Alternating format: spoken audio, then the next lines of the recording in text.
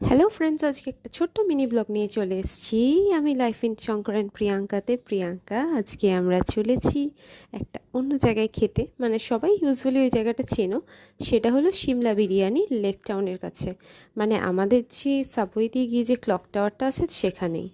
তো অনেক দিন ধরে ভাবছি যে খাওয়া হয় না, পুজোতেও তো ছিলাম না।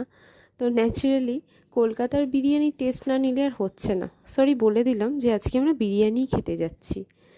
আদিত্রিও সাথে আছে কিন্তু আমাদের। তো ওকে ইউজুয়ালি নিয়ে বেরাই না, তো আজকে নিয়ে বেরিয়েছি কারণ ও বিরিয়ানি খাবে, অনেক দিন পর মন খুলে বলেছে।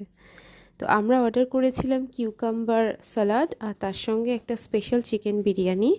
স্পেশাল চিকেন কেন, কারণ এখানে দুটো করে চিকেনের পিসেস থাকে, একটা এগ থাকে আর পটেটো থাকে, তো এমনি। আর আমরা যেহেতু আড়াইজন আছি, মানে আদিত্রি হাফ জন আর কি, তো সেই জন্য আমাদের এটাতেই হয়ে যাবে।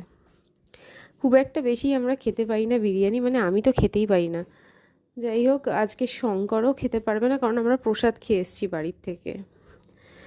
তো এই বিরিয়ানিটাতেই আমাদের আড়াইজনের ভালো মতো হয়ে যাবে, মানে ওভারলোড হবে না আর কি।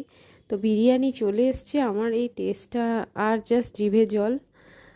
কারণ অনেক দিন পরেই কলকাতা বিরিয়ানির টেস্ট আমরা নিচ্ছি। হায়দ্রাবাদে গিয়েছিলাম, ওখানে শুধুই আলু ছাড়া বিরিয়ানি খেয়েছি, ওটাও অন্যরকম টেস্ট।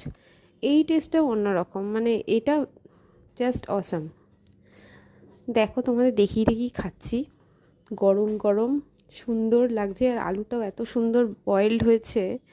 আদিত্রিও দেখলাম কোনো রকম বদমাইশি না করে খেয়ে নিল।